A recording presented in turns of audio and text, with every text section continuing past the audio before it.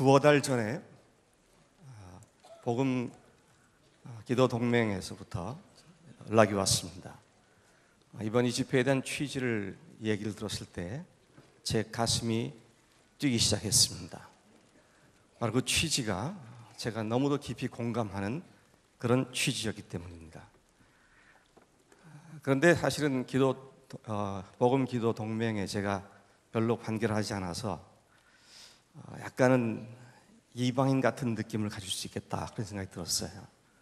김영유 선교사님과는 한 20여 년 전부터 알고 있었지만 또 복음 학교를 하실 때 먼 발치에서 응원의 박수를 보내곤 했지만 이렇게 저를 믿고 이렇게 초청해 주신 것을 너무 감사했습니다. 우리가 믿는 복음은 하나요. 그 복음은 우리를 그리스도 안에서 하나로 연합하는 놀라운 능력의 말씀인 줄로 믿습니다. 사실은 제가 이 집회를 얘기를 듣고 또 김영희 선교사님의 말씀을 제가 들으면서 너무 가슴이 뛰었던 이유는 오늘 한국 땅에 기독교가 심각한 위기 상황에 있다는 사실을 지난 수년 동안 날이 갈수록 더 심각하게 느끼고 있었던 터입니다. 신앙과 생활의 괴리 현상이 극에 달해버렸고 사회 각종 악이 보도가 될 때마다 그 사건의 한복판에는 장로가 있고 집사가 있고 목사가 있고 교인들이 있고 믿는 자이지만 참 믿는 자로서의 삶의 본이 보이지 않는 이 기독교 현실이 어디로부터 기인한 것인가 참 오랫동안 그 원인을 궁구하고 또 궁구한 바가 있습니다. 얼마 전에 제가 대전에 있는 극동방송 멘트를 하나 들었는데요. 오늘날 예수 믿는 사람들을 이렇게 소개합니다 라면서 그 방송을 진행하는 사회자가 이렇게 말을 합니다. 이 사람은요 비록 예수 믿는 사람이긴 하지만 그래도 믿을 수 있는 사람이라고요. 여러분 웃으시죠? 저도 실소를 금할 수가 없었습니다만은 두고두고 마음이 쓰리고 아프고 화가 나고 속상한 그런 감정을 금할 길이 없었습니다. 오늘 기독교를 비웃는 엔티 기독교인들의 빈정거림, 조소, 조롱 이런 것들을 들으면서도 제대로 아얏 소리 한번 내지 못하고 그대로 당하고 있는 우리 현실을 생각하면서 한국의 그리스도인들이 믿는 복음이 도대체 뭔가? 어떤 복음을 믿고 있길래 성경에서 보는 복음을 믿는 사람들의 삶의 변화와 이토록 엄청난 차이가 있단 말인가? 늘 그것이 마음속에 아픔으로 다가왔습니다. 더더구나 기독교를 비방하는 사람들은 심지어 개독교라고 하는 차마 입에 담지 못할 이야기를 서슴지 않고 이런 얘기를 하는 것을 보게 됩니다. 여러분 이런 얘기를 들을 때 여러분 마음속에 어떤 감정이 솟구치십니까? 이런 말을 들을 때 우리도 같이 그냥 웃고 넘길 문제가 아닙니다. 블레셋이 쳐들어와서 이스라엘을 조롱하고 하나님의 이름을 모독하고 하나님의 군대를 치욕거리로 삼았을 때 다윗이 두 주먹을 불끈 쥐고 분연히 일어나서 하나님의 군대를 모욕하는 이 자가 누구냐? 이스라엘의 치욕을 안기는 자를 가만둘 수 없다. 그는 자기를 향해서 나오는 골리앗을 향해서 쫓아가면서 너는 활과 창을 의지하고 나오지만 나는 만군의 여호와 이름으로 내게 나간다. 그와 같은 하나님께 대한 하나님의 백성에 대한 불타는 사랑이 결국은 골리앗을 쳐 죽이고 이스라엘을 다시 하나님의 나라로 세우는 일에 귀히 쓰임받았던 한 시대의 인물로 기록된 것을 우리가 보고 있습니다. 오늘 어쩌면 이 시대에 그런 복음에 불타는 사람들이 절실히 필요한 시대라고 생각되어집니다. 저는 이곳에 와 있으면서 참 마음이 감격스럽고 너무도 기쁩니다. 왜요? 화요일 저녁부터 시작해서 새벽 6시부터 밤 12시까지 이 자리를 떠나지 않고 가득 채운 여기에 또 다른 요나단과 다윗과 같은 복음의 용사들이 있구나 생각이 너무 감사해요. 여러분, 제가 여러분들 앞에 잘 보이기 위해서 아첨하는 말로 할 일이 아니고요, 정말 복음을 위해서 헌신하는 사람들이 많지 않은 이 시대에 제 한눈에 다 안 들어와서 카메라에 파노라마 패닝이라고 그러죠. 쭉 훑어봐야 할 정도의 많은 분들이 여기 앉아 있다는 것이 정말로 오늘 감사하고 감격하지 않을 수 없습니다. 오늘 복음을 믿음으로 받아들이는 사람들의 확실한 삶의 변화로 가득 찬 신약 성경을 읽으면서 오늘 우리 교회 현실을 바라보면서 그 성경과 비추어 너무나도 당황스럽고 너무나도 놀라지 않을 수 없는 그런 현실을 보게 되는 것입니다. 오늘날 복음을 믿고 구원의 확신을 갖고 있다고 말하는 사람들이 삶은 전혀 그 복음과 관계없이 따로 놀고 있는 이런 현상을 보면서 놀라지 않을 수 없고 또 그 문제에 대해서 심각하게 고민하지 않을 수 없던 지난 수년간의 세월들을 다시 되돌아보게 되는 것입니다. 명목상에 아까 우리 안 선교사님께서 그리스도인 그랬는데 저도 그 말을 싫어하기 때문에 명목상의 교인들, 그들이 변하지 않는 것은 당연한 일입니다. 왜? 예수를 만나지 않았으니까요. 그런데 제가 지금 문제로 보고 있는 것은 예수님을 주님으로 믿고 구원의 확신을 갖고 지금 죽어도 천국 갈 수 있다고 확신하는 사람들의 삶이 여전히 하나님의 말씀과 동떨어져 있다고 하는 이 현상을 어떻게 설명할 거냐는 것입니다. 제가 이런 문제를 가지고 개인적으로나 또는 어떤 세미나에서나 이렇게 얘기를 하면서 삶이 뒤따르지 않는 믿음은 그래서 온전한 믿음이 아니다, 그렇게 하면서 그런 사람들의 구원이 정말 구원인지 힘이 의심스럽다, 그러면 자신들의 구원이 의심받았다는 생각을 하면서 굉장히 분노를 하면서 저에게 길길이 뛰면서 달려드는 모습을 보게 됩니다. 그러면서도 삶은 변하지 않습니다. 그러면서도 삶과 그들의 신앙은 여전히 동떨어져 있는 이런 모습을 보게 되는 것이죠. 예수님을 구세주로 믿고 내 모든 죄가 용서됐고 이제는 천국 갈 자신이 있다, 확신이 있다, 그렇게 해서 기뻐하며 2개월, 3개월쯤 지나고 나면 그 기쁨 거의 다 사라져버리고 혹 어떤 사람은 오래가면 1년 정도 갈는지 모르겠어요. 물론 삶과는 아무 관계없이. 저는 이런 생각을 보면서 원래 복음이라고 하는 메커니즘이, 그 구조 자체가 2, 3개월짜리밖에 하지 않는 것인가. 현상을 보면서 그런 강한 의문을 품지 않을 수가 없었습니다.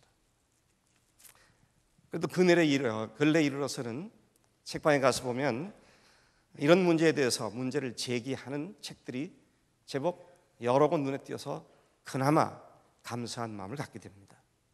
예를 든다면 월터 찬트의 부러진 십자가라든지 우리 시대의 복음전도 무엇이 문제인가, 잃어버린 복음, 또는 미국제 복음주의를 경계하라의 저자인 마이클 허튼이 그리스도 없는 기독교, 존 맥하더의 값비싼 기독교, 그리스도만으로 충분한 기독교, 윌슨 제프리가 쓴 뒤틀려진 복음 등과 같은 책들이 제법 눈에 띄어서 복음에 대한 이야기를 다시 재조명하고 있는 그런 목회자들과 또 신학자들이 생겨나고 있다는 것이 그나마 다행이다, 그런 생각을 갖게 됩니다. 제가 오늘 바라보고 있는 한국 교회 교인들의 문제의 심각성은 복음의 내용에 대한 왜곡 현상이 있다는 것이죠. 왜곡을 시켰다는 것입니다. 따라서 이러한 왜곡은 반드시 바로잡혀져야 되고, 바로잡혀질 때에 복음 안에서의 삶이 비로소 정상적으로 이루어질 수 있다고 믿습니다. 여러분, 복음은 분명히 사람들을 영원히 다른 삶으로 변화시키는 능력이 있는 복음인 줄로 믿습니다. 그런데 복음을 믿는다고 하는 사람들의 삶이 변화되지 않고 있다면 무언가 분명히 거기에는 원인이 있기 때문입니다. 저는 어제부터 참석을 해가지고 시간 선교사님들과 또 집사님들과 또 목사님들과 많은 그 간증이 너무 어느 거 하나 버릴 수 없이 아주 고귀한 주옥 같은 말씀들을 들으면서 참 감사합니다. 근데 그분들의 그 같은 놀라운 간증과 또 말씀 속에서 제가 너무 공감하고, 나 혼자가 아니라 이런 문제로 고민하는 수많은 사람들이 아직도 한국 땅에 있구나 하는 것이 저는 큰 희망과 빛을 보게 되는 것이죠. 자, 무엇이 문제입니까? 제가 쭉 검토해 보니까요, 두 가지가 문제입니다. 하나는 복음의 내용에 있어서 문제가 있고요, 또 하나는 그 복음을 믿는 행위에 또 문제가 있어요. 무엇을 어떻게 믿느냐 하는 것입니다. 무엇을 어떻게 믿느냐, 이게 제대로 되면 생활과 신앙이 분리되거나 괴리될 수가 없는 것입니다. 믿는 대로 살 수밖에 없게 되는 것이죠. 그래서 저는 이 시간에, 주어진 시간이 짧긴 하지만 신학적으로, 제가 신학자 아닙니까? 제가 신학자이기 때문에 또 여기 초청된 줄 압니다. 신학자들의 강의는 좀 딱딱하죠. 그래서 아마 여러분들이 이번에 들을 수 있는 강의 중에 제일 딱딱한 시간이 아닐까 그런 생각이 들어요. 딱딱한 거지만 또 그걸 부드럽게 말할 줄 아는 게 또 명강사의 일이기도 합니다. 그래서 저도 강의 좀 한 강의 한다는 소리를 듣거든요. 오늘 우리가 듣고 있는 복음 메시지, 아마 여러분들도 복음 학교에 와서 다시 듣기 전까지, 또는 다시 들었어도 이전에 이미 들었던 메시지에 여러분들이 먼저 선입견으로 꽉 차 있을지도 모르겠어요. 어떤 분들은요. 근데 저나 여러분들이 주로 들어왔던 복음 메시지가 현대 복음주의, 특히 미국의 복음주의가 30분 내지 1시간으로 포장한, 그래서 사람들이 잘 받아먹도록 가미를 시키고 제품을 잘 만들어서 쉽게 입에 쏙 집어넣을 수 있게 만든 그런 복음을 우리가 들어왔다고 저는 평가를 해봅니다. 그래서 제가 그것을 현대 복음주의 전도 메시지다, 그렇게 타이틀, 라벨을 그렇게 붙여봅니다. 자, 그런 전도 방법을 우리가 어디서 배웠습니까? 제가 쭉 근원을 따져보니까요, 내비게이터의 브릿지 일러스트레이션이라든지 CCC의 사형리라든지 제임스 케네디의 전도 폭발, 빌리 그레햄 전도팀에서 개발한 하나님과 화목하는 길, Peace with God, 그리고 제가 속해 있는 침례교단, 남침례교단에서 개발해서 많은 교육을 시켜 훈련시켰던 CWT, 연세 전도법, Continuing Witnessing Training. 자, 이런 내용들 보면 다 거기서 거기입니다. 특별히 다르게 구분되지 않고 거의 비슷한 내용으로, 비슷한 순서로, 비슷한 접근법을 통해서 복음이 소개되어 왔습니다. 그리고 이상하게도 지난 40-50년 동안 한국에는 이 복음 전도 메시지를 그 누구도 심각하게 비판을 하거나 문제점을 지적한 논문을 제가 아직까지 보지 못했습니다. 거의 무비판적으로, 마치 복음 메시지의 완결편인 것처럼 그렇게 제시되어 왔습니다. 놀라운 것은 제가 그 복음 메시지를 쭉 보면서 조직신학자들이 구원론에서 복음을 어떻게 얘기하고 있는가, 근데 조직 신학들이 얘기하는 것하고 현대 복음주의 메시지가 정례 제시해주는 복음 메시지가 상당한 부분에 있어서 생략되거나 왜곡됐거나 또는 약화시켜버린 그런 모습을 발견할 수가 있었습니다. 저는 실천신학자입니다. 실천신학자는 조직신학이나 성서신학이나 역사신학에서 발견해내고 연구해낸 주옥 같은 진리를, 생명 같은 진리를 실제 삶 속에서 어떻게 살아낼 것인가와 관계된 연구를 한 사람입니다. 그래서 제가 믿고 있고 확신하고 있는 이 복음이 전달되는 과정에서 일그러지거나 찌그러졌거나 왜곡된 것이 없는가. 자, 여기 제가 주목해 본 중요한 주안점이 있는 것이죠. 현대 복음주의가 정리하여 제시한 복음 메시지를 다시 점검하고 우리가 믿고 있는 복음 메시지가 과연 완결편이라고 말할 수 있는 것인가. 돌다리도 두들러 건너자고요.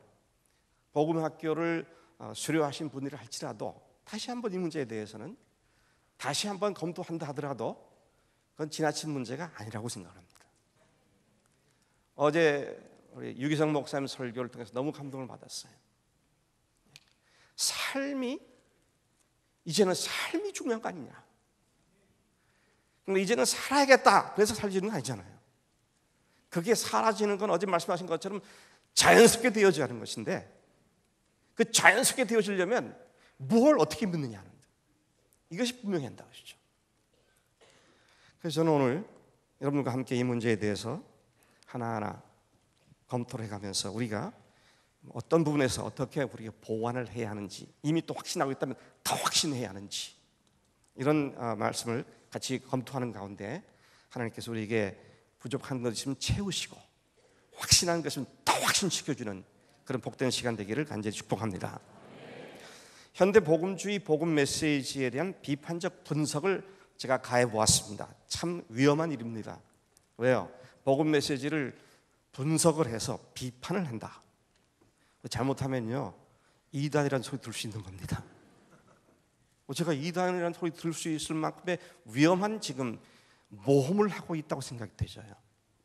그러나 저는 앞으로 제가 남은 여생 주님께서 일하라 하시는 기간 동안 제가 앞으로 해야 할 일은 이 복음 메시지를 다시 정확하게 제시하고 이 복음 안에서 사람들이 세워가는 일에 최대한 섬기고 돕고 하는 그 일이라고 저는 제 남은 여생의 과업을 그렇게 확신하고 있습니다. 저는 어쩌다가 좀 그렇다한 좋은 메시지를 만들어가지고 여러분들에게 그냥 던져드리는 건 아니고요. 제 인생을 건 메시지입니다. 제가 그렇게 무모한 사람 아니거든요. 보세요, 제가 그렇게 생겼는가. 그래서 강의 잘못해가지고 이단 시비에 걸려가지고 제 남은 여생을 힘들게 만들 그런 사람이 아닙니다. 그러니까 지금부터 제가 하나하나 우리가 믿고 있는 내용들을 분석해 갈 때에 과연 내가 믿고 있는 것이 거기에 비춰볼 때 잘못됐거나 부족하거나 함량 미달이거나 하는 것은 없는지 생각을 깊이 해보기를 부탁을 드립니다. 사실 제가 한마디만 더 하고 들어가겠는데요. 저는 오늘 구원의 확신을 갖고 있다고 하는 사람들을 이렇게 만날 때 근데 보니까 삶에 변화가 없습니다. 예수님이 주님으로서의 위치가 잘 보이지 않아요. 그래서 도전을 합니다. 당신이 예수님을 정말 주님으로 모셨습니까? 이게 적절한 말은 뒤에 나옵니다만은 구세주와 주님이라는 이상한 두 가지 개념이 구분되어 있고요. 요즘 보면 구세주로는 믿는데 주님으로까지는 좀 부담스럽다. 그건 믿음이 자라면 이제 차차 언젠가 주님으로 고백하게 되겠지. 뭐 이런 이분법에 의해서 주님을 주님으로 모시지 않고 그냥 구세주로만 믿는 이런 사람들이 있더라고요. 그래서 당신이 예수님을 주님으로 모시지 않았으면 당신 구원에 문제가 있다. 그렇게 얘기하면 뭐라고 하는지 아세요? 저는 그게 복잡한 건 모릅니다. 근데 내가 한 가지 확실히 아는 건 지금 죽으면 천국 갈 확신이 있다는 사실입니다. 보니까요, 그리스도인의 삶을 초토화시키는 게 그리스도인의 구원의 확신이에요. 보니까 주님 앞에 굴복하는 삶에 대한 얘기를 하는데 그건 슬쩍 피해버리고 구원의 확신이 있다는 말로 피해가더라고요. 진짜. 무슨 구원의 확신이 그런 구원의 확신이 있습니까? 주님 앞에 그분이 주님이시라면 내 인생의 모든 걸 주 앞에 거는 것이 아니냐. 근데 그딴 건 모르고요. 제가 부흥회나 무슨 세미나나 또는 이런 그 컨퍼런스에 초대돼 가서 이런 말을 강하게 합니다. 예수님이 주님이시고 아직 구세주로만 알고 있고 주님이라는 사실을 모른다면 당신들의 구원은 문제가 있다고 말이죠. 예수님을 주님으로 믿어 구원하는 것이다.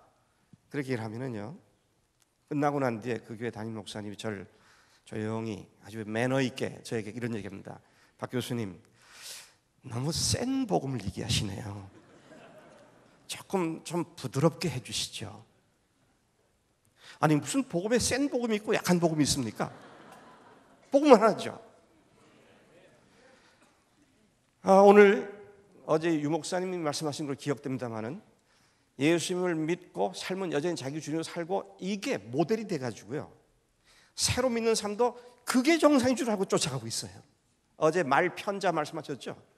모델이 잘못됐는데 그 모델을 따라가는데 그게 지난 40-50년간 아까 제가 표현한 대로 미국제 복음주의가 만들어 놓은 복음 메시지에 의해서 생산된 제품들이 그렇다고 합니다. 자, 그래서 구원의 확신이 중요하죠. 필요하죠. 근데 구원의 확신은요, 주님과 첫 출발을 했을 때 얼마 동안 필요한 겁니다. 그리고 5년, 10년, 30년 지나도 여전히 구원의 확신 얘기하면 그 사람 수상한 사람이에요. 보세요. 제가 결혼한 지 지금 하도 오래돼가지고 잊어버렸네. 37년 됐습니다. 근데 제가 이제 집에 끝나고 집에 갔습니다. 37년 된 남편이 37년간 같이 살면서 애 둘을 낳고 손주 넷을 본 그 부인이, 할머니가 자기 남편이, 여보 내가 당신을 향하여 내가 갖고 있는 한 가지 확실한 확신이 있어. 그건 내가 당신과 결혼했다는 사실이야. 그러면 제 아내가 좋아하겠습니까? 안 좋아하겠습니까? 아니 이 남자가 성남 갔다 오더니 여자 생긴 거 아니야? 그렇게 나오겠죠. 아니 결혼해가지고 지금 애들 낳고 애들 다 시집장가 다 갔고, 근데 뭐 이제 와서 무슨 그 확신이 필요합니까? 그건 리얼리티, 실제 아닙니까? 살고 있는 건데요. 근데 거기다 대고 그걸 얘기한다는 것은 뭐가 잘못된 거죠. 그것은 예수님이 주님으로 모셔졌고 주님과 함께 5년, 10년 살아왔으면 구원의 확신이 왜 필요합니까? 그 말한 자체가 이상한 거죠. 근데 구원의 확신만 붙들고 있어요. 끝까지. 그걸 누가 쭉 건드리면 길길이 뛰면서 자기를 반론하면서 반론 보호하면서 방벽을 치면서 분명히 난 구원받았다고, 난 그리스도인이라고 그렇게 얘기하고 있다. 좋게 보면 그런 사람들에게서도 구원받은 사람이 있겠지요. 좋게 보면. 근데 그렇게 구원받아서 자기 구원 확신만 갖고 있고 주님께서 말씀하는 삶 전혀 살지 않고 있다면 과연 그것이 그리스도의 삶이냐 하는 것입니다. 그런 사람들은 괴물 같은 교인이다. 그렇게 제가 말하고 싶어요. 몬스터스. 정말 끔찍해요. 근데 그런 교인들이 오늘 한국에 대량 생산되어 있는 상태가 아닌가, 저는 그렇게 봐집니다. 오늘 우리가 접근하고 있는 복음 메시지를 보면은요, 복음 메시지가 접근하는 방식을 보면 아예 처음부터 인본주의적인 접근을 하고 있습니다. 당신은 행복하십니까? 마치 복음이 우리의 행복을 위해서 존재하는 것처럼 얘기하고 있습니다. 하나님은 당신을 행복한 존재로 만드셨습니다. 그런데 당신은 행복하십니까? 물론 felt need라고 그러죠. 지금 느끼고 있는 필요를 중심으로 시작하는 것도 한 방법은 방법입니다. 문제는 출발을 그렇게 해놓으니까요, 마지막 예수님을 영접하고 구원받는 데까지도 다 자기 중심으로, 인본 중심으로 복음이 계속 소개되더라 합니다.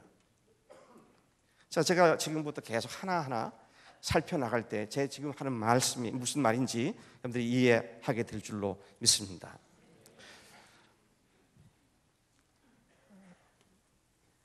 신약 성경 시대에 초대 교인들이 예수님을 주님으로 모셨다. 그러면 그들이 오늘 제가 조금 전에 한국 교인들 많은 분들이 얘기하는 것처럼 지금 죽으면 천국 갈 확신을 가졌구나, 이제 난 구원받았다, 그렇게 믿었을까? 그런 질문도 해봤습니다. 성경을 잘 봤어요. 아닌 것 같더라고요. 지금 죽으면 천국 갈 확신이 있다. 물론 그들이 그런 믿음을 가졌습니다. 그런 믿음을 안 가졌다는 얘기 아니에요. 근데 그게 메인 골이었냐 그거예요. 주된 목표였냐 그거예요. 아니더라고요. 엄밀히 말하면요, 예수님께서 말씀하시기를 회개하라, 천국이 갖고 왔느니라. 예수님 부활하신 후에도요, 천국 복음을 계속 전파하셨습니다. 근데 그때 말하는 천국이 뭡니까? 죽어가는 천국이라는 것도 포함은 되겠지요. 그러나 그때 유대인들의 컨텍스트 속에서 그 천국이라고 하는 것은 메시아 왕국 아닙니까? 하나님이 통치하시는 Kingdom of God, 하나님의 왕국이 되는, 그 왕국 백성이 되는 그런 의미가 더 강하게 있다고 했습니다. 아멘이십니까? 여러분 오해하지 마세요. 제가 지금 좀 천국 가는 거 그 부연 아니고요. 저도 지금 죽으면 천국 가는 확신이 있습니다. 뭐 없으면 큰일 나죠. 그런데 그것이 뭘 의미하냐 할 때, 한편으로 우리가 이 세상에 살면서 주님이 통치하시는 그 통치권에 굴복하고 그분이 말씀하신 대로 순종하는 삶이, 그게 곧 천국 백성이 되는 줄로 믿습니다. 그렇다면은 만약에 우리가 죽어서 천국 가는 것이 우리의 목적이라고 한다면 주님께서 우리 딱 믿게 하실 때 딱 데려가시면 끝나잖아요. 그렇죠? 그런데 몇십 년을 계속 살려주시면서 말이죠, 욕되게 기독교인들이 공격을 할 만큼의 공격 대상이 돼서 그런 빌미를 줄 그런 많은 잘못들을 저지르도록 수십 년을 살게 하시고, 그런 이유가, 그렇게 할 이유가 뭐 있습니까? 구원받는 게 유일한 목적이라면 예수 믿는 순간 딱 데려가시면 끝나는데 말이죠. 분명한 것은 주님께서 여전히 우리를 수십 년 동안 이 지상에 살게 하신다는 사실이죠. 그리고 이곳에서 하나님의 백성으로서의 분명한 삶을 삶으로 말미암아 너의 착한 행실을 보고 하나님께서 너의 아버지께 영광을 돌리게 하라는 그 말씀을 이루기 위해서 우리를 이곳에 있게 하신 줄로 믿습니다. 단순한 착한 행실이 아니라요, 더 나아가서 세계를 복음화하고 하나님의 창세전부터 갖췄던 그 비밀인 교회, 이 교회를 완성시키는 일에 하나님의 동력자로 삼으시고 우리를 그 일을 헌신토록 하는 그 일을 할 수 있는 기회를 이 지상에서 수십 년간 우리가 허락해 주신 줄로 믿습니다. 오전에 안 목사님께서 아주 제가 가슴 떨리는, 제 전 존재가 흔들리는 귀한 말씀을 잠깐 언급해 주셨는데요. 요한복음 17장 21절에 내가 아버지야, 내가 아버지 안에 있고 아버지가 내 안에 계신 것 같이 저들도 다 하나가 되어 우리 안에 있게 하사 세상이 저들을 보고 아버지를 믿게 하옵소서. 여러분, 교회가 완성되는 그날을 위해서 하나님께서 우리를 하나님의 동력자로 삼으셨고요, 그 교회를 완성시키는 일에 각 곳에서 일을 감당하도록 우리의 삶을 하셨다면 단순한 구원의 확신을 붙잡고만 늘어지지 말고 이제는 왜 나를 구원하셨는지를 분명히 알고 그 창조의 목적에 내 자신을 드리는 그런 데까지 나아가는 자가 될 줄로 믿습니다. 인간의 필요, 인본주의적이고 휴머니스틱한 그런 인간의 흥미나 관심을 접근하는 것이 아니라 처음부터 하나님의 주권을 중심으로 복음 메시지가 전해질 필요가 있습니다.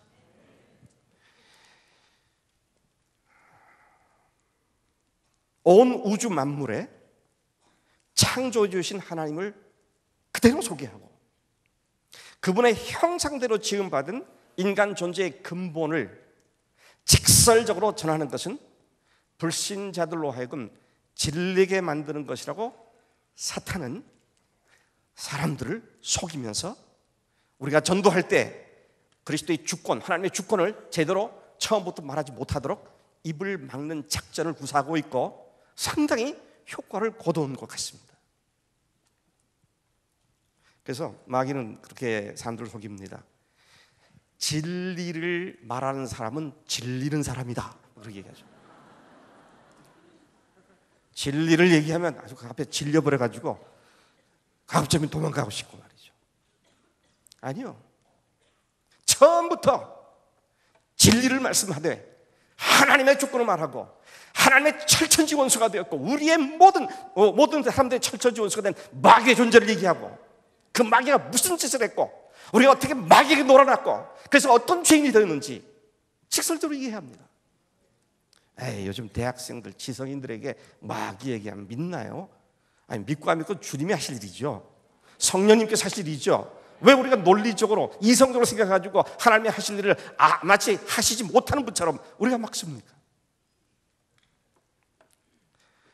처음부터 죄의 근원자인 마귀의 정체를 분명하게 드러내고 그 마귀로부터 시작되어진 근본적인 죄, 그리고 그 마귀의 유혹을 받아 마귀와 본질적으로 동일한 죄를 지은 인간의 범죄 등을 원색적으로 전하는 전도가 오히려 복음을 굴절시키지 않고 복음을 훼손시키지 않고 아주 직선적으로 증거할 수 있는 방법이 된다고 저는 믿습니다. 현대복음주의가 정리하여 제시해주는 30분짜리 또는 1시간짜리의 복음 전도 방식은 너무도 복음을 단순화시켜버렸습니다. 그 핵심 내용조차 아주 간략화시켜버렸고 그 결과로 복음 메시지 자체를 훼손시키고 또 왜곡시키는 현상을 초래했다고 판단되어집니다. 그리고 그 미국제 복음주의가 만들어놓은 복음 메시지는 다분히 인스턴트화된 소비자 중심의 개인주의적인 성향에 맞게 그렇게 만들어놓은 복음 메시지라는 사실을 보게 되는 것입니다. 우리가 믿는 복음을 한두 문장으로 요약하면 어떻게 말할 수 있을까요? 저는 지금 여러분들에게 뭐 함정을 파놓고 질문하는 게 아니고요. 여러분들이 믿고 아신 대로 한번 답을 해보세요. 내가 믿는 복음이 뭐냐? 그러면 복음은 이런 거다. 어떻게 말씀하시겠습니까? 제가 대표로 말씀드리겠습니다. 복음이 뭐냐? 우리는 죄인인데 하나님께서 우리를 용서하시기 위하여 아들 예수님을 보내셔서 우리를 위해서 죽게 하시고 부활하심으로 말미암아 그분을 이제 주님으로 모시면 우리가 영원한 구원을 받는다. 아멘이십니까? 이 함정 아닙니다. 이거 진짜예요. 이거 진짜 복음이 그거예요. 아멘이십니까? 네. 여러분, 지금 여러분들이 말씀하시고 아멘하시고 제가 말씀드렸던 내용에 조금 더 이상한 게 없을 거예요. 저는 제가 그렇게 믿고 있거든요. 근데 이제 문제가 뭐냐 하는 거예요. 문제가 뭐냐? 이 언어들이 포함하고 있는, 함축하고 있는 내용들이 어떤 내용으로 소개됐고 어떤 내용으로 믿고 있느냐, 이게 문제라는 것이죠. 우리가 죄인입니다. 죄인을 위해서 하나님께서 사랑하셨기 때문에 아들 예수를 보내셨어요. 그래서 그분이 우리 죄를 죽으시고 부활하셨습니다. 그리고 이제 우리의 주님이 되시기 때문에 그분을 주님으로 영접하면 구원받습니다. 근데 이게 무슨 의미냐는 거예요. 그래서 저는 여기에서 죄, 구세주와 주님, 십자가와 부활, 회개와 영접 등과 같은 중요한 개념들이 함축하고 있는 의미를 하나하나 좀 살펴보기를 원합니다. 첫째, 죄의 개념이죠. 죄의 개념입니다. 죄가 뭐냐 하는 것입니다. 현대복음주의가 소개하고 있는 죄의 개념을 보면 초점이 흐려져 있어요. 제 눈에는 그렇게 보입니다. 분명히 흐려져 있습니다. 복음을 필요한 인간의 근본 문제는 죄인데요, 예수님께서 말씀하신 것에 따르면 의원이 필요한 사람이 병자고요, 예수님이 필요한 사람이 누구냐? 죄인이라고 했습니다. 따라서 죄인이 자기가 죄인 걸 제대로 알아야 예수님을 필요로 하고요, 예수님을 제대로 믿을 수 있다는 것이죠. 현대 복음주의 복음 메시지는, 그리고 전도하는 사람들이 설명하는 죄인됨의 의미는 대개의 경우 윤리적이고 도덕적인 죄를 먼저 이야기하는 것을 봅니다. 도덕적인 죄, 인간 간에 발생한 죄에 대해서 주로 초점이 맞춰져 있어요.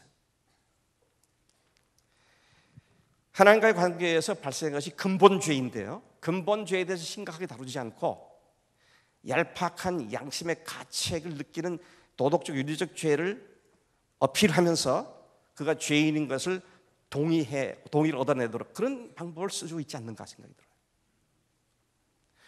실제적으로 저도 그렇게 했었습니다. 제가 지금 말씀드리는 건 제가 30수년을 그렇게 해왔기 때문에 제가 회개하는 마음으로 얘기하는 겁니다. 제가 이제 죄에 대한 얘기를 하면서 당신이 죄인 것을 인정합니까? 그러면은요, 제가 지금까지 전도해 본 사람 중에 95%가 죄인이라고 인정하더라고요. 그러면 저는 이 사람이 죄인인 것을 인정했으니까 이제는 예수님이 십자가가 또 부활이 무엇인지를 설명하면 되겠구나, 그러고 넘어갑니다. 근데 물어보십시다. 그 사람이 죄인이라고 동의할 때 하나님 앞에서 그가 하나님 앞에 지은 죄, 하나님과의 관계에서 발생한 그 죄를 얘기합니까? 아니면 동료 인간들과의 관계에서 발생한 걸 얘기합니까? 전자입니까? 후자입니까? 대부분이 후자를 얘기하는 거예요. 후자를. 저는 죄인입니까? 라는 질문을 할 때에는 그 질문의 의미가 전자부터 시작돼야 돼요. 근데 그거는 생각해버리고 후자를 얘기한다는 것이죠. 그래서 영어 표현에 이런 말이, 동문서답, 비슷한데 근본적으로 다른 답을 할 때 영어 표현에 그런 표현이 있습니다. Apple and orange. 애플과 오렌지다. 애플과 오렌지는 같은 과일이지만 전혀 종류가 다른 겁니다. 근데 비슷하지만 전혀 다르다는 거죠. 당신 죄인입니까? 라고 했을 때 예, 죄인입니다 라고 할 때 그 사람이 말하는 것의 의미는 자기의 양심에 가책이 되는 거짓말하고 도둑질하고 미워하고 시기하고 음란한 생각하고 뭐 많은 잘못했던 그런 수많은 죄악들을 먼저 떠올리면서 그런 얘기를 하는 것이죠. 제가 오늘 여기 와서 배운 용어 중에 아주 좋은 용어 제가 오늘 처음 배웠는데요, 어제부터 들은 얘기인데 죄의 짱아찌다. 그래서 죄의 짱아찌다. 이야, 진짜 꼭 맞는 표현이다. 근데요, 그 죄의 짱아찌가 왜 죄의 짱아찌가 된 줄 아십니까? 어려서부터 계속 수많은 죄를 졌기 때문에 죄의 짱아찌가 아니고요, 원래 근본이 짱아찌예요. 근본이. 그러니까 근본이 뭐냐? 하나님과 관계에서 발생한 죄를 얘기하는 것이라는 거죠. 여러분, 근본 죄에 대해서 제가 또 말씀드리겠습니다. 근본 죄가 뭐냐면요, 신학자들이 다 똑같이 정의하고 있는 것인데, 하나님을 거부하고 하나님을 거역하고 하나님을 부정하는, 그게 근본죄입니다. Rebellion against God, 하나님께 대한 거역입니다. 하나님을 부정해버리는 겁니다. 그리고 그런 죄의 근원은 다름 아닌 바로 마귀죠. 여러분, 성경을 보면 마귀가 하나님 앞에 지은 죄를 보면 딱 한 가지입니다. 이게 뭐냐면요, 에스겔서 28장이라든지 이사야 14장이라든지 요한계시록 12장이나 유다서 1장, 베드로후서 2장 등에 나타나는 타락한 천사인 마귀의 범죄는, 그게 뭐 계명성으로 표현됐든지 두로의 왕으로 표현됐든지 뭐로 표현됐든지 간에 똑같은데요, 한결같이 자신의 위치를 떠나 스스로 교만해져서 하나님의 자리에까지 자신을 높이는, 하나님의 자리를 찬탈하고 자기가 그 자리에 올라앉는 이런 죄를 지은 겁니다. 이게 근본적인 죄라는 것이죠. 하나님의 자리를, 하나님을 깔아뭉개고 하나님을 무시해버리고 마땅히 하나님께서 앉으실 자리에 자기가 올라가는 것이죠. 이런 죄를 하나님께서는 결코 용납할 수 없었기 때문에 어떻게 하셨습니까? 세상으로 쫓아내셨죠. 여러분, 이 죄 중에요, 죄가 다 나쁜 거죠. 죄악들은 다 나쁜 겁니다. 근데 가장 무서운 죄악이 뭐냐? 다른 죄에 대해서는 하나님께서 싫어하신다 뭐 그렇게 하셨는데, 교만은 어떻게 한다고 그랬습니까? 하나님이 대적하신다고 했습니다. 대적하신다. 근데 마귀가 그런 죄를 졌다고 하십니다. 그래서 쫓겨났습니다. 그래서 쫓겨나서 어떻게 했습니까? 세상에 왔죠. 그래가지고 뭘 했습니까? 하나님의 대리자, 하나님의 에이전트, 하나님의 요원으로 피조된 인간에게 찾아와서 유혹을 하고 죄를 짓게 만들었는데 무슨 죄를 짓게 만들었어요? 자기가 지은 똑같은 죄를 짓게 만들었죠. 하나님을 거부하고 하나님을 거역하고 하나님의 자리에 자기가 올라가는, 하나님과 같아지는 그런 죄를 짓게 만든 겁니다. 여러분, 사실 에덴 동산에 과일 몇 개 도난당한 건 뭐 큰 대수 아닙니다. 그죠? 과일 몇 개 뭐 도난당했다고 그게 뭐 그렇게까지 심각한 죄냐? 네. 근데요, 여러분 잘 보세요. 아까 이사야서 14절을 보면, 죄송합니다. 아까 오전에 보니까 우리 안 선교사님이 영어를 하실 때 굉장히 양해를 구하시더라고요. 저도 양해를 구하고 해야겠네요. 용서하십시오. 영어에 보니 그랬어요. I will be like the most high. 지극히 높은 자와 같아지겠다. I will be like the most. 그랬는데요, 그 사탄이, 그 마귀가 와가지고 창세기 3장 5절에 하와를 유혹할 때 뭐라고 하는지 아세요? 내가 이것을 따먹는 날은 하나님과 같아져서. 근데 그것도 뭐 영어 성경 보니까 You will be like God 그랬다고요. 네가 하나님과 같아질 것이다. 하나님의 자리를 찬탈하고 자기가 하나님의 자리에 올라가서 하나님과 같아지겠다고, 하나님과 견주겠다고. 이게 어마어마한 죄라는 것이죠. 세상에 자식이 부모한테 할 수 있는 가장 큰 죄가 뭔지 아십니까? 네. 그 어머니 생일날 선물 안 해드리고 그거 아닙니다. 어머니 말씀 잘 안 듣고 거역한 거 그것도 아니에요. 뭡니까? 당신은 내 어머니가 아니요. 그리고 어머니 등을 쥐고 집 나가버리면 그것만큼 큰 죄 어디 있어요? 어머니의 아들, 딸의 위치를 벗어나서 어머니하고 맞먹겠다 그러고 당신 딸, 당신 아들 아니요. 이것이 말 안 듣고 뭐 불순종하고 이거가 비교할 수 없는 거죠. 먼저 하나님을 여기지 않고 자기가 주인이 돼가지고 말이죠. 그래서 뭐라고 했습니까? 모든 사람이 죄를 범하였음에 그랬습니다. 여러분, 여기 앞에 지나가는 사람 가서 물어보세요. 당신의 주인이 누구요? 그럼 뭐라 그럽니까? 다 자기라 그러죠. 다 자기라 그럽니다. 그게 죄란 말이죠. 그게 근본적인 얘기인 것입니다.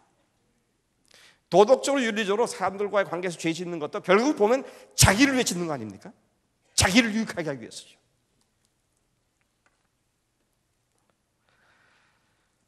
그래서 성경은 뭐라고 말합니까? 로마서 1장 28절 보니까 저희가 그 마음에 하나님 두기를 싫어하며 하나님께서도 그 상실한 마음대로 내버려 두사 합당치 못한 일을 하게 하셨다. 그러고 나서 21개 죄악이 쭉 나오죠. 근본 죄는 마음에 하나님 두기 싫어하는 겁니다. 참 이상해요. 참 이상합니다. 아주 친한 친구를, 오랫동안 기도하던 친구를 저처럼 이제 만나가지고, 야, 너 나랑 같이 교회까지 갈 필요 없어요. 교하면 스톱. 난 관심 없어. 취미 없어. 너무 그러지 말고 나랑 같이 너 예수 믿으라 그러는 거지. 들어본 일도 없는데 예수님이 누구지 듣고 소개도 받은 일도 없는데 무조건 싫다는 거예요. 왜요? 마음에 하나님을 싫어하고 자기가 주인 노릇을 계속 해야 되니까 말이죠.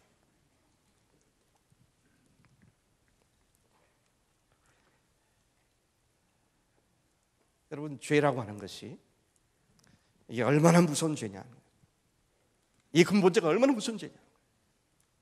하나님 앞에 이 실존, 내 근본 존재, 이 하나님 앞에서 내가 어떤 존재인지를 우리가 분명히 본다면 더 이상 그 죄, 즉 내가 주인된 삶을 살 수가 없는 겁니다. 근데 예수님을 주인으로 모셨다고 그러는데 여전히 자기가 주인 돼서 산다면 그건 이상한 거죠. 그 믿음은 가짜일 수 있다고 했습니다. 왜? 복음 자체가 그걸 얘기하고 있는 거니까요. 처음부터 그걸 이해하고 있으니까 말이죠. 여기서 한 걸음 더 나가서 이 부분은 제가 다음 시간에 강의하실 김성로 목사님으로 통해서 제가 깨닫고 빛을 본 그런 말씀인데요. 요한복음 16장 7절, 8절, 9절에 보면 예수님께서 성령께서 오시면 세 가지를 하신다고 그랬습니다. 죄에 대하여, 의에 대하여, 심판에 대하여 세상을 책망하시리라고 했습니다. 그런데 죄에 대하여 16장 9절입니다. 죄에 대하여라면 저들이 나를 믿지 아니하며. 그러니까 예수 믿지 않는 게 죄라는 거예요. 예수 믿지 않는 게 왜 죄냐? 네? 예수 믿지 않는 게 왜 죄냐? 예수님께서 내가 주인 된 그 죄를 위해서, 그리고 내가 주인 된 결과로 수많은 죄악들을 지은 그 모든 죄를 다 용서하시기 위해서 하늘 보좌를 버리시고 이 땅에 오셔서 우리의 십자가에 죽으시고, 죽으실 뿐만 아니라 부활하셔서 그분의 앞서 죽으신 십자가가 정말로 우리의 죄를 해결해 주는 하나님의 능력이었으며 분명한 증거였다는 사실을 명백하게 증거해 주셨는데, 그래서 그분이 이제는 주님으로 오셨는데, 그분을 안 믿는 얘기는 여전히 자기 죄를 자기가 주인 노릇하고 여전히 주님을 거부하고 그렇게 산다는 거예요. 그러니까 이 곱빼기 죄인데 곱빼기 죄. 원래 죄인이었죠. 그런데 용서한 예수님까지 거부해버린 또 다른 죄를 짓는 거예요. 여러분, 전에는 제가 이 말씀을 불교는 뭐 자기들 불교 안 믿으면 그게 죄라고 그러고, 이슬람은 이슬람 믿으면 죄라고 그러고, 기독교는 뭐 그런 의미가 아니겠느냐 그런 생각을 했었어요. 근데 그게 아니더라고요. 그걸 누가 가르쳐 주시느냐? 성령이 오시면 그걸 가르쳐준다고 했습니다. 여러분, 내 양심이 나를 일깨우는 거 말고요, 성령께서 그것이 죄라는 것을 지적해 주실 때 우리는 우리의 죄악된 근본을 깨닫고 하나님 앞에 나아가서 회개하고 예수를 주님으로 영접하는 이런 일이 발생하는 줄로 믿습니다.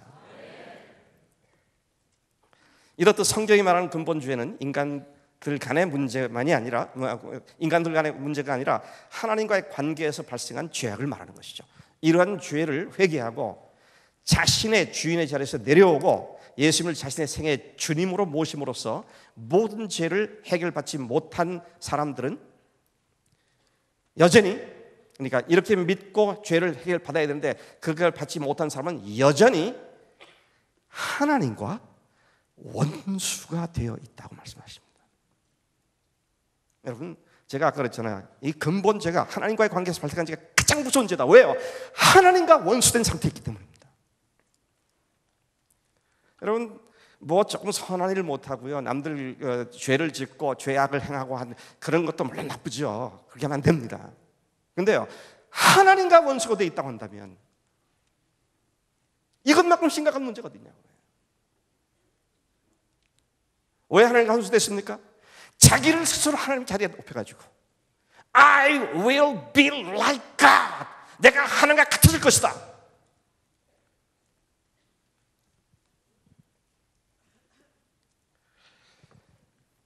이 죄를 성령께서 깨닫게 하시는데요, 근데 그 죄를 예수님께서 오셔서 십자가에 죽으셨습니다.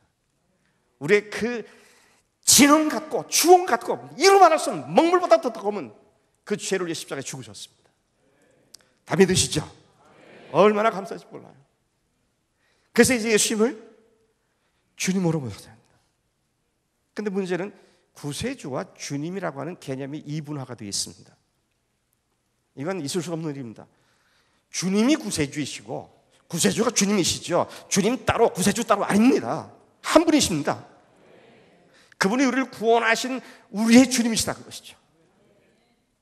그런데 현상에서 보면 아까 말씀드린 것처럼 구세주로까지는 믿었는데 주님으로까지는 아직 좀 부담스럽다. 내가 믿음이 좀 성장하면 언젠가 그렇게 되겠지요. 뭐 그런 식으로 얼렁뚱땅 넘어가는 그런 사람들이 많이 있는 것을 보게 됩니다.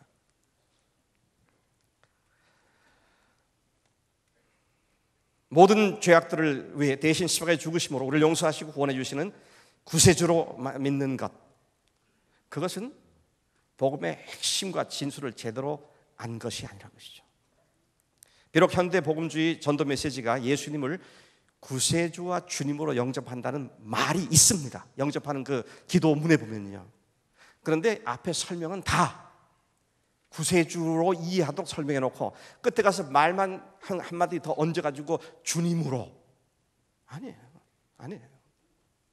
그가 어떤 말을 쓰든지 간에 어떤 지금 이해를 하고 어떻게 예수님 어떤 분으로 이해하도록 내가 복음을 전했느냐, 이게 중요한 거죠.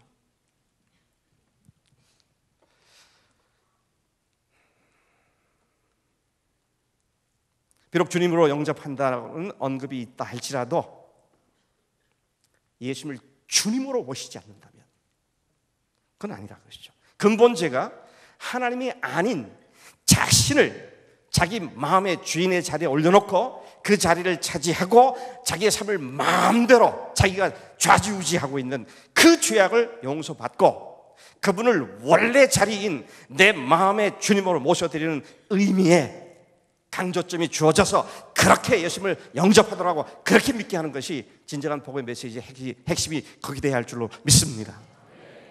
세상에 구세주인데 주님은 아직 아니시고 그런 말이 어디 있어요?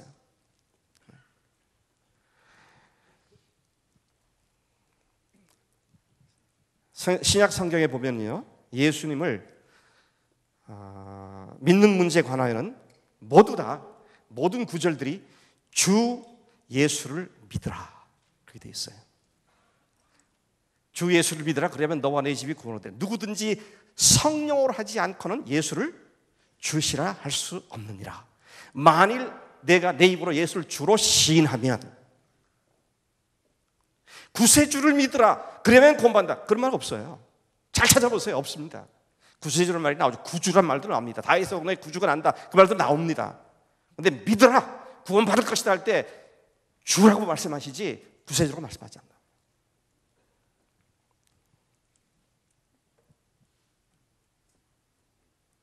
구세주가 아니라 주님으로 모셔드려야 한다고 말하면 사람들이 부담스럽게 여기고 가급적이면 거기까지는 요구하지 않기를 바라는 그런 마음들이 있습니다.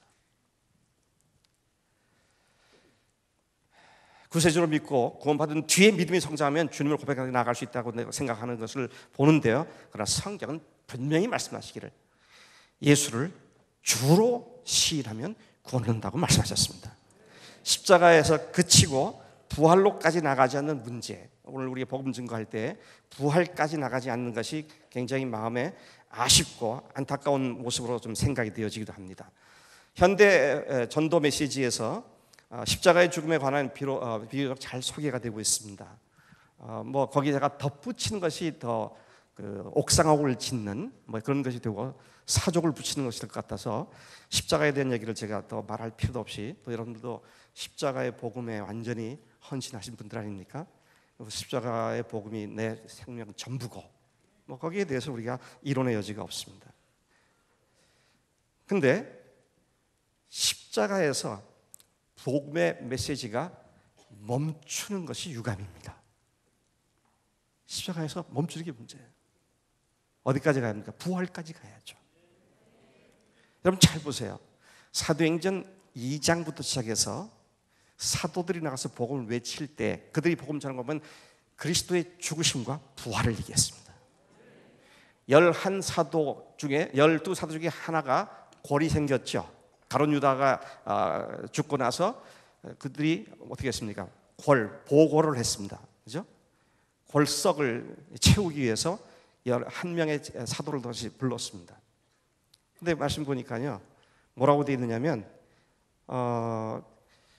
예수님께서 우리 앞에 출입할 때서부터 그분이 부활하신 것까지 다 함께 보았던 자를 세우자. 그래서 부활의 증인이 되게 하자. 사도들이 나가서 외쳤던 것이 부활의 메시지를 증거했다. 이런 얘기가 되는 것이죠. 그러면 왜 부활의 복음 메시지가 부활에까지 가야 하느냐? 왜 복음의 핵심 내용 중에 부활이 반드시 들어가야 하느냐? 저는 두 가지로 그 이유를 살펴봅니다. 첫째는 부활은 예수께서 하나님의 아들이심을 보여주시는 결정적 증거이기 때문입니다. 이건 예수님이 직접 하신 말씀입니다. 악하고 음란한 세대가 표적을 구하나 내가 너에게 보여줄 표적은 요나의 표적밖에 없다. 그러면서 주님께서, 신학자가 아니고요, 주님께서 직접 그 말씀을 해설을 해주셨는데, 요나가 밤낮 사흘을 물고기 뱃속에 들어갈 것처럼 인자도 사흘 땅속에 들어갈 것이다. 무슨 말입니까? 요나서가 예수님이 오셔서 죽으시고 사흘만 다시 부활하실 것에 대한 예언을 한 성경이죠. 여러분, 우리가 예수님이 메시아인 것을 증명하는 성경의 여러 말씀들이 있죠. 뭐 신포도주를 마시는 것에 대해서 시편에서는 저희가 식초와 쓸개로 내 음료를 삼고 음식을 삼았습니다. 이게 십자가 사건이 이것이다. 이제 그렇게 연결을 시켜서 또 성경 자체도 그렇게 얘기해 주는데요. 어떤 구절이 어떤 상황이 이렇게 딱 연결돼서 예언이 성취됐다 그렇게 말하잖아요. 근데요, 부활은 한두 구절이 얘기하는 것이 아예 요나서라고 하는 구약의 한 권의 책이 통째로 예수님의 부활을 예언한 책이라고 하시죠. 여러분, 왜 이 부활이라는 것이 이렇게 중요하냐? 고린도서 15장에서 사도 바울이 얘기했지 않습니까? 그리스도께서 다시 사신 것이 없었으면 우리가 여전히 죄 가운데 있을 것이고 우리가 가장 불쌍한 삶들일 것이고 너희 믿음도 헛것일 것이다 했습니다. 그분의 부활이 그분의 십자가의 의미를 확실하게 드러내주고 증명해준 결정적인 증거인 줄로 믿습니다.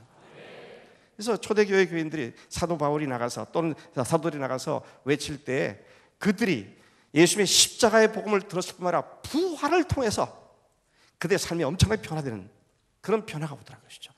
참 흥미로운 것은요, 예수님과 3년간 같이 돌아다녔던 12제자들입니다.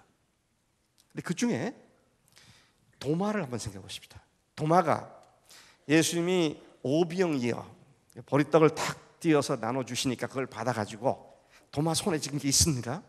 도마가 그걸 가지고 다시 또 50명씩 무리가 앉아있는 가서 이걸 띄워주는데 띄워주니까 또 생기고 띄워주니까 또 생기고 자기가 주님의 이적을 행하는 장소에서 이적을 행하는 일꾼으로 직접 경험했던 겁니다. 그런데요, 이 도마가 예수님이 부활하셔서 나타나신 자리에 없었을 때에 제자들이 나중에 도마를 보고 얘기했지 않습니까? 예수님 살아나셨다. 내가 내 손가락으로 예수님 어디에 손가락에 못자국에 집어넣고 또 옆구리에 집어넣지 않으면 내가 지금 해보지 않고서 내가 절대 못 믿겠다. 예수님 나타나셨죠. 그래서 네 손을 내밀어서 여기 넣어봐라. 그러니까 도마가 뭐라 그럽니까? 그냥 엎드립니다. 나의 하나님이시며 나의 주님이십니다. 참 이상하죠? 앞에 3년간 예수님의 어마어마한 표적과 이사들을 보았고 그것을 사용하는 그 이적을 행하는데 한복판에서 자기도 직접 사역을 했던 그가 부활하신 주님을 만난 뒤에야 나의 주님이시며 나의 하나님이십니다. 그렇게 말을 해요. 이 부분에 대해서는 김성로 목사님이 다시 말씀을 하실 거라고 보고 제가 그 정도에서 그치겠습니다만, 여러분, 이 부활의 두 번째, 첫째는 부활은 하나님의 아들이심을 보여주는 결정적 증거이기 때문이고요. 두 번째는 죽은 예수가 아니라 지금 살아계신 예수님, 부활하셔서 지금 살아계시고 우리와 함께 하시는 예수님을 나타내는 귀한 복음의 중요한 요소인 줄로 믿습니다. 십자가에 죽으신 예수님은 뭐예요? Jesus who died on the cross. 십자가에서 죽은 예수입니다. 근데 부활하신 예수님은 who resurrected and lives today. 오늘 지금 살아계신 예수님인 줄 믿습니다. 뭐 우연의 일치인지 잘 모르겠습니다만 저는 뭐 신학적으로 그걸 제가 역사적인 추적을 못 해봤습니다만 듣는 얘기하면 카톨릭의 십자가에 매달려 있는 예수잖아요. 근데 여기 십자가는 빈 십자가입니다. 부활하신 예수님을 십자가를 통해서 우리가 드러내는 그런 증거인 줄로 믿습니다. 마지막 날 밤 주님께서 교회와의 연합을 말씀하셨어요. 요한복음 13장부터 17장까지 5장에 걸쳐서 쭉 긴 가르침을 하시죠. 근데 거기에서 쭉 하시는데 계속 반복해서 나오는 단어가 있습니다. 그게 뭐냐면 내 안에, 너희 안에 있으라 있겠고, 거하라, 거처를 삼겠고. 이야, 예수님이 그날 밤, 그 다음 날이면 십자가에 달려 돌아가시고 그 다음에 매장되셨다가 부활하실 그 긴박한 그 마지막 날 밤에 그분께서 이제는 교회와 연합해서 그 안에 있고, 교회는 주님 안에 있어서 주님과 우리가 완전히 하나가 되는, 그 속에 우리 개인이 또 있고요. 그래서 부활하신 주님은 이렇습니다. 구약의 하나님은 하늘에 계셨습니다. 신약의 예수님은 우리 가운데 계셨어요. 임마누엘 하나님이셨습니다. 신약의 하나님, 오늘 하나님은 성령 하나님에서 우리 속에 거하십니다. 그 성령께서 그 부활하신 예수 그리스도 그분의 모습이 오늘 우리 속에서 우리가 함께 사시는 그런 주님으로 찾아오신 줄로 믿습니다.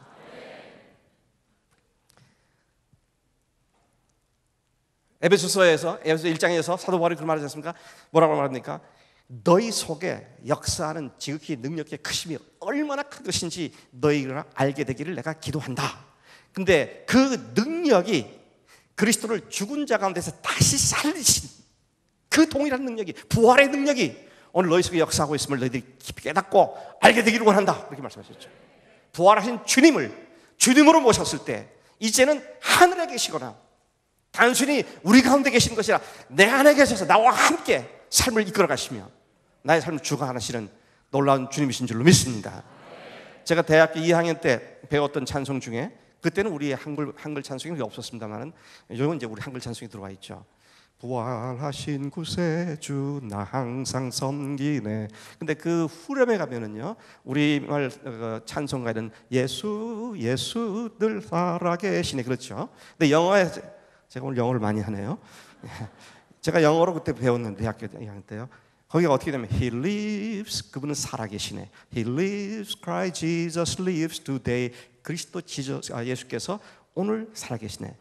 He walks with me, 나와 함께 동행하시고, and talks with me along life's narrow way, 삶의 좁은 길을 따라서 나와 말씀하시고 나와 동행하시네.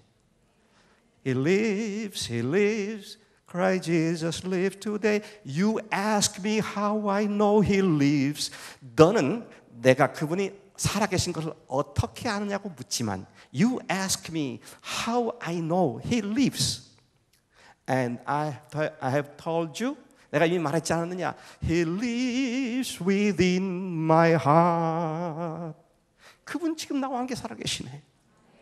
여러분, 부활하신 주님을 모시고 사는 사람들이라면 주님이 계시나 안 계시나, 주님이 나와 계신가 안 계신가, 그거 생각할 필요 있습니까 없습니까? 없어요. 부활하신 주님이 지금 내 속에서 그 부활의 능력을 통하여 나로 하여금 자연스럽게 주님의 제자의 삶을 살게 해주시는 말씀이죠. 오늘 5번째 보면요, 회개 과정의 축소 또는 약화의 문제가 심각한 것 같습니다. 회개하라고 하는 것이죠. 아까 말씀드렸던 현대 복음주의가 얘기하고 있는 메시지가 얘기하고 있는 회개는 아주 간략하게 만들어졌습니다. 그건 보면은요, just say I'm sorry. 그냥 하나님께 죄송하다고 말하는 거예요. I'm sorry 말하는 거예요. 아니, 지금 하나님과 원수가 되어 있는데, 하나님과 원수가 되어 있는데 회개하는 걸 I'm sorry. 그걸로 돼요, 그게? 그 말이 되냐고요. 예를 들어서 여기 어떤 자매님이 제 뒤에서 인격적 모사를 가했습니다. 인격 살해를 했어요. 그러니까 제가 전국적으로 아주 제가 명성이 완전히 추락을 했다고 그럽시다. 제가 어디 가서 얼굴도 못 들고 이제 살게 됐어요. 근데 성령께서 다행히도 여기 저를 갖다 그렇게 비난을 하고 욕을 한 험담한 자매님 마음에 회개하는 마음을 주셨어요. 그래서 너 박 목사님한테 회개해라. 그러면 어떻게 하셔야 됩니까? 핸드폰 딱 꺼내주고 전화 딱 박 목사님이시죠? I'm sorry. 제가 그러면요 더 화가 날 것 같아. 저는 나를 지금 놀리는 건가? 그렇다고요 회개하라는 것도 이것도 아닙니다. 어려서부터 어머니 젖꼭지 깨물은 죄부터 시작해가지고 지금까지 살아왔던 모든 생각을 죄를 다 미주알 고주알 다 회개해라. 그것도 아니에요. 그건 왜 아닌 줄 아세요? 우선 그건 인간적인 도덕적 윤리적 관계 죄잖아요. 근본에 하나님과 원수되어 있는데요. 그래서 어렸을 때 부흥회 참석하면 부흥강사 목사님들이 그런 얘기를 하셔서 저도 막 그냥 2시간 3시간 중학교 때 허물허물 막 했어요. 그리고 나중에는 생각나지 않는 죄까지도 다 용서해 줄 줄 믿습니다. 그런다고요. 그게 회개냐고요. 그렇게 할 수도 없을 뿐더러 다 생각나지도 않을 뿐더러 그렇다고 그렇게 되는 게 아니잖아요. 그래서 저는 뭐 지금 I'm sorry 한마디로 한 것도 아니고 또 몇 시간씩 며칠씩 그 죄악 다 쏟아내는 것도 아니고요. 뭘 얘기하는 겁니까? 나의 전 존재와 내 삶의 모든 무게를 얹혀가지고 지금 내가 이런 존재입니다. 이렇게 죽일 놈입니다. 네. 여자들은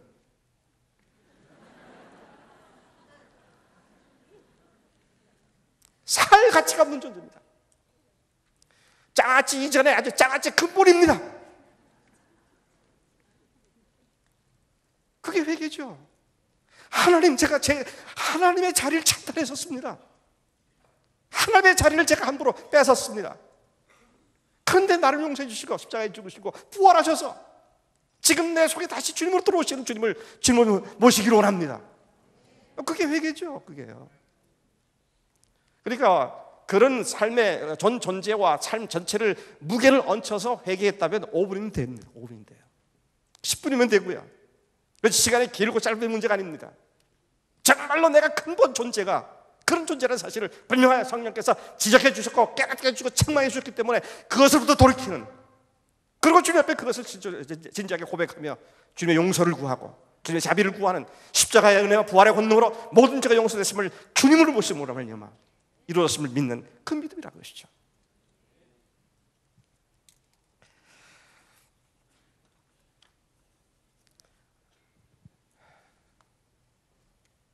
그 다음에 믿음의 문제를 한번 얘기해 보고 싶다. 믿음의 문제, 예수님을 영접하는 문제죠. 죄와 십자가와 부활, 그리고 예수님을 믿음으로써 회개하고 믿음으로 마음에 영접하는 과정에 있어서도 여전히 문제점이 보인다는 것이죠.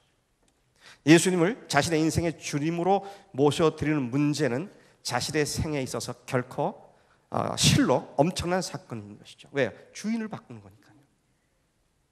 내 인생의 주인을 바꾸는 거니까.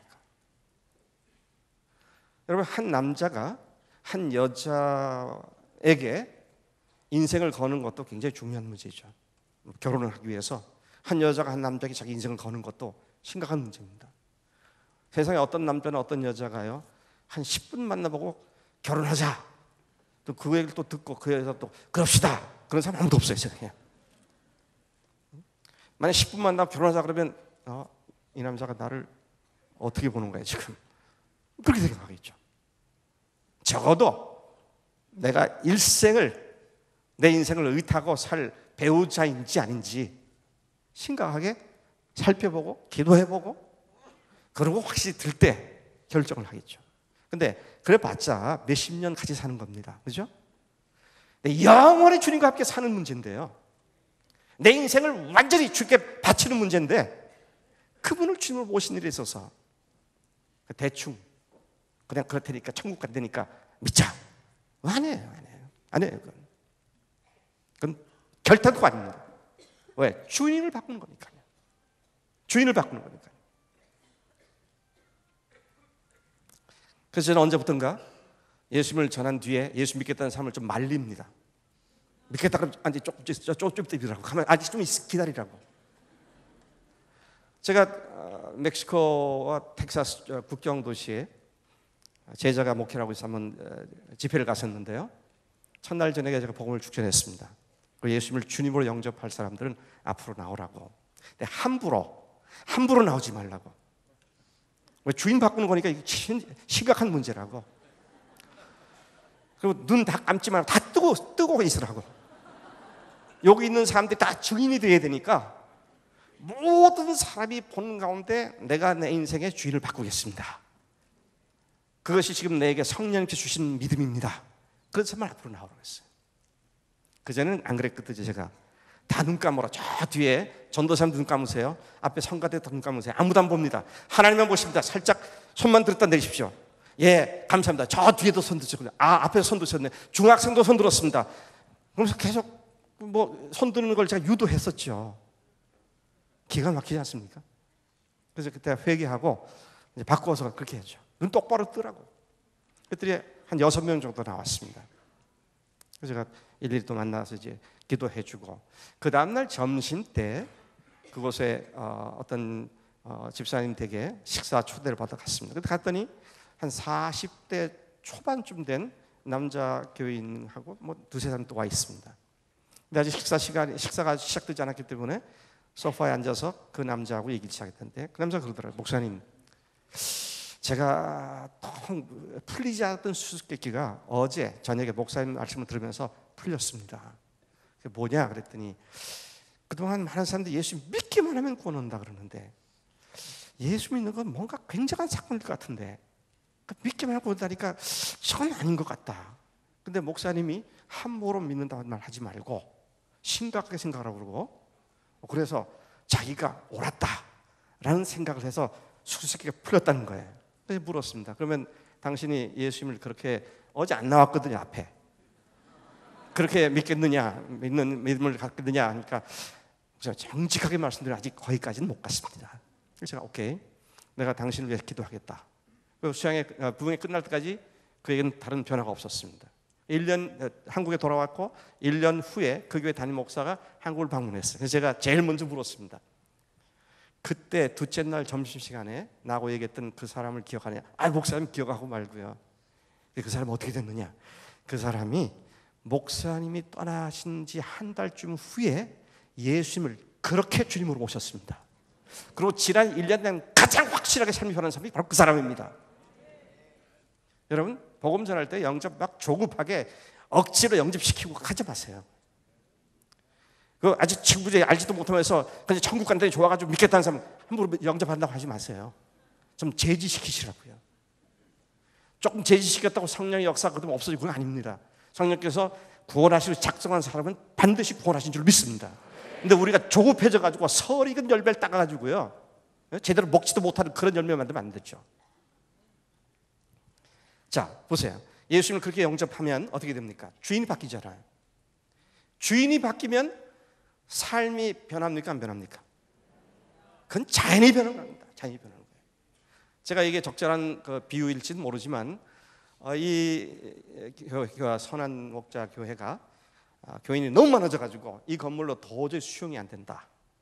그래서 다른 곳으로 이제 이사를 가고, 그럼 이걸 어떻게 하냐? 판다. 근데 예를 들어서 어떤 사람이 극장을 만들기 위해서 이걸 샀습니다. 그러면 이 건물은 앞으로 극장이 될 겁니다. 그 자연스러운 거죠. 왜? 주인이 바뀌었으니까. 주인이 바뀌면 당연히 리모델링 하고요, 다시 다 뜯어 고치고 그 용도에 맞게 다시 만드는 거예요. 주님께서 우리의 주인이 되셨으면 그분이 내 삶을 그분의 용도에 맞게 변화시키고 쓰시는 그런 일을 하게 되는 줄로 믿습니다.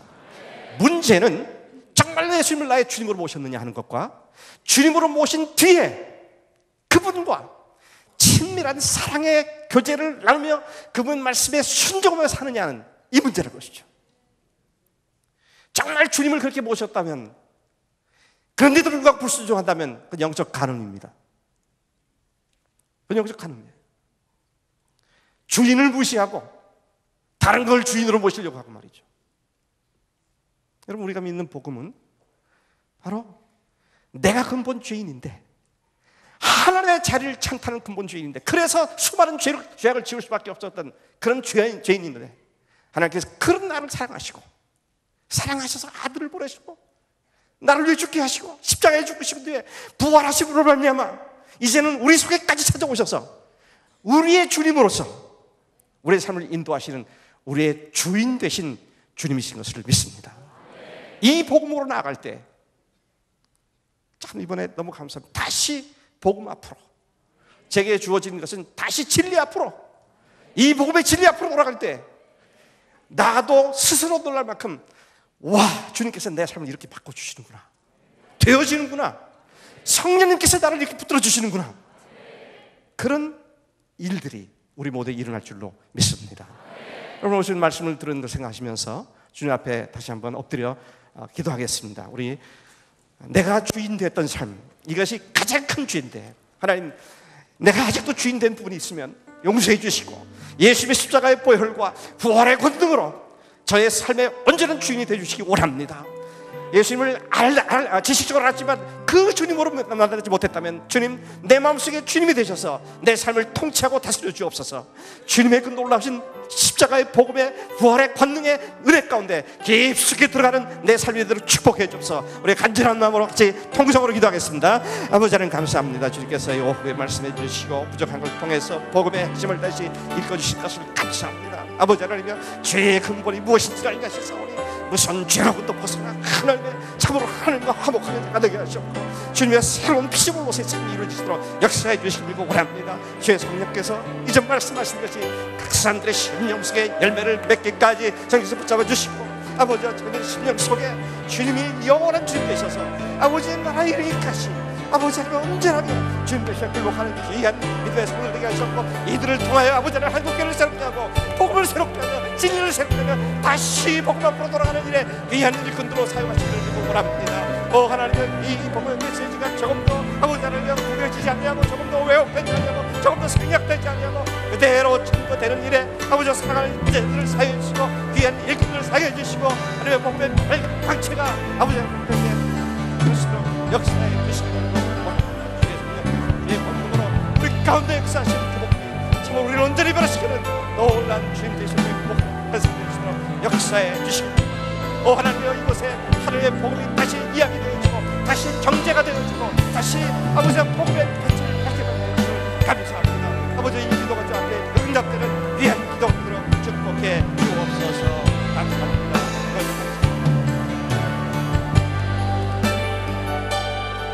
감사하신 아버지 하나님, 피곤한 오후지만 참으로 말씀을 사모하며 초롱초롱한 눈빛으로 주의 말씀 앞에 반응한 귀한 믿음의 성도들을 인하여 감사를 드립니다. 이 땅에 복음의 광채가 다시 빛나도록 여기 있는 형제자매들을 사용해 주시옵소서. 하나님의 이름이 조롱당하는 이 참혹한 현실 속에서 주여 나를 사용해 주시옵소서. 내가 주님의 종이 되기를 원합니다. 나를 사용해 주시옵소서. 복음의 진수 가운데 깊이 들어가도록 축복해 주옵소서. 예수님 나의 주님이십니다. 나의 하나님이십니다. 나의 소유주십니다. 나의 전부이십니다. 이 고백이 평생을 한순간도 끊이지 않냐고 지속적으로 드려지는 아름다운 믿음의 사람들이 되도록 축복해 주옵소서. 감사하고 예수님의 이름으로 기도를 싸움나이다. 아멘.